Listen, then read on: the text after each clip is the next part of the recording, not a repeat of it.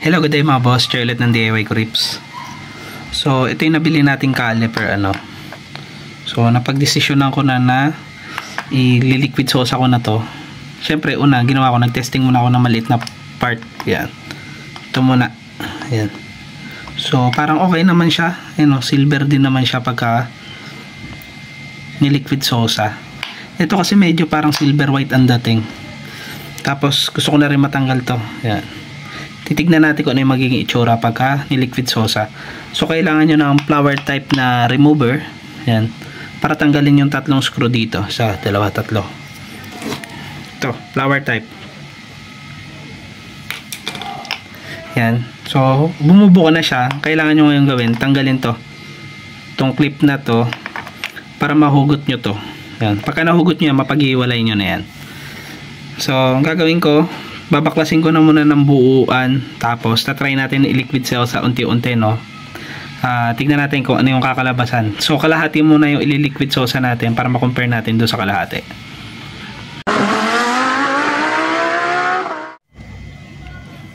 Ito na, napag-iwalay na natin.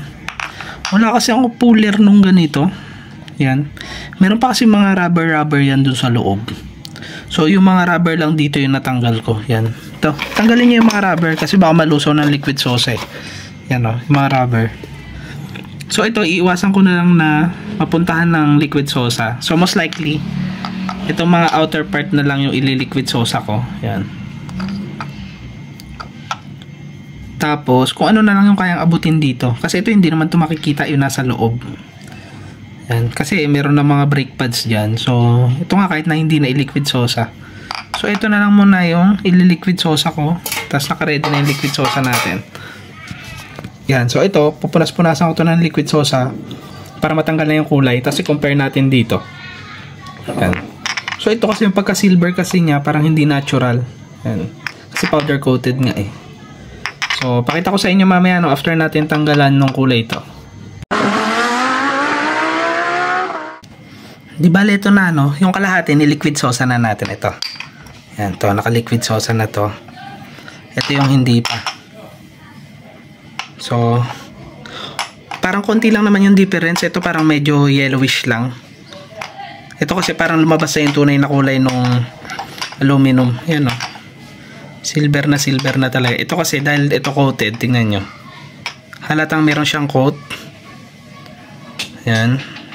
Halatang coated compare dito. Yan.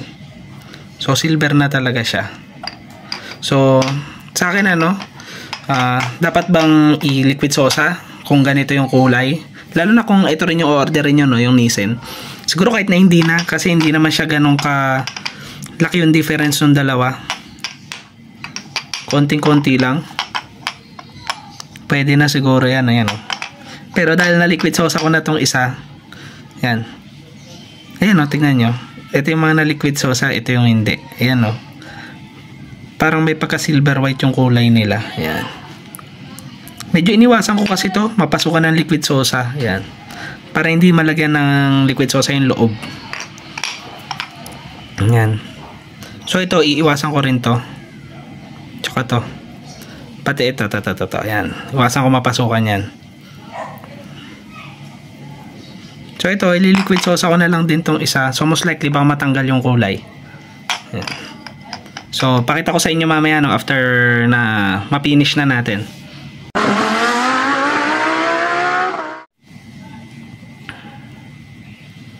Ito little update lang. Yan. Ito nililiquid sauce ako na. Kung mapapansin nyo, ito yung hati nila. Ito yung na liquid sauce, ito yung hindi pa. So dito parang mas lumabas talaga yung natural color nung pinaka-aluminum. Compare dito sa coated, halatang halata kasi yung pagiging coated niya.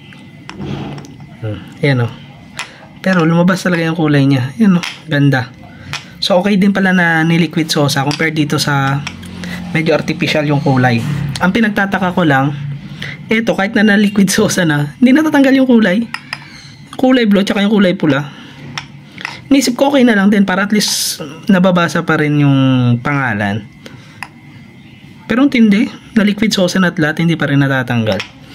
Yan ito yung una natin ni liquid sauce Yan, kung mapapansin nyo ito, magkakulay na itong dalawa. Ito, medyo malayo-layo pa. Ito medyo basa-basa lang kasi, ayan o.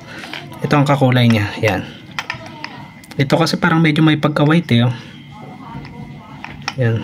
So, tatapusin ko na muna to. Lilinisin ko na to. Ito, kahit na hindi na matanggal, okay lang. Design na rin yan dyan. Nagtaka lang talaga ako kahit na niliquid sosa na ayaw matanggal. Yan, ayan o. Ayan yung pagkaka-iba niya, oh. Ito yung merong kulay. Ito yung wala. Lumabas talaga yung kulay, tunay na kulay ng aluminum. So, tapusin ko na muna ito, tapos i-assemble ko, tapos pakita ko sa inyo mamaya. Bale, ito na yung kinalabasan nung pag-liquid sosa natin nung caliper. Ayan, mas natural na yung kulay niya. Hindi na siya mukhang napatungan ng pangkulay lang. Ayan. Tapos, natanggal ko na rin pala yung piston niyan, yung 4 na piston.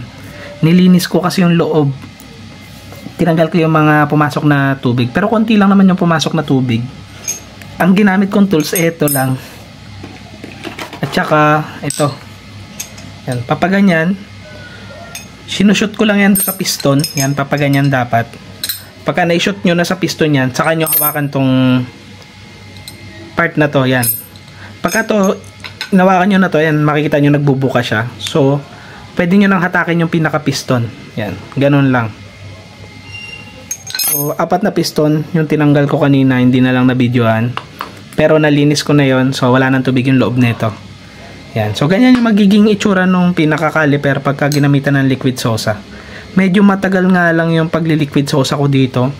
Kasi medyo makapal yung pagkakapatong nung kulay sa kanya. Yan. So, tapusin na natin tong video na to, no? Ingat kayong lahat, ride safe. God bless.